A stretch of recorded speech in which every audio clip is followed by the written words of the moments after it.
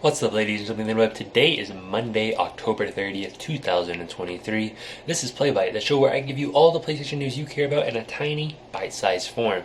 Today is kind of juicy. There's a lot of drama going on right now in the world of PlayStation, and let's get into the most important parts of it. As you already know, Jim Ryan will only be with PlayStation until next year, but recently, Connie Booth has left as well. Well, it turns out these guys did not leave PlayStation by choice. They were actually forced by a modern rebellion, which is actually pretty cool. So as you know, these two were very, very hardcore recently on just completely eradicating all forms of retro content on PlayStation. No new games and retro series. They wanted to get rid of God of War, they want to get rid of The Last of Us, Uncharted, everything you basically want to play on PlayStation.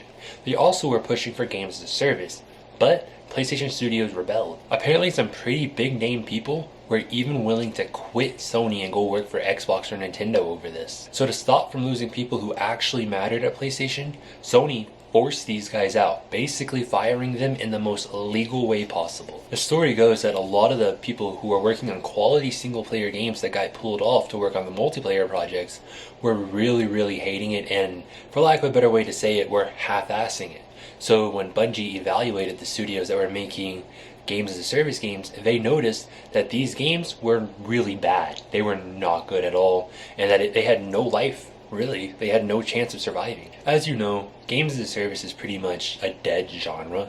Every game that comes out for it is pretty much canceled or service is suspended within 6 months to a year. Most recently, Marvel's Avengers. It ended in September, despite having such a long roadmap that it never quite finished. But what does this mean for the games as a service games that were already, almost done or in development? I feel like for The Last of Us Factions, instead of just being completely canceled, it will find its way into The Last of Us Part 3 as a multiplayer mode, but anything beyond that, like a standalone release, I don't see it happening. What do you think about this? Do you think Sony Studios are right to rebel, or do you think that maybe Connie and Jim Ryan was unrightfully fired?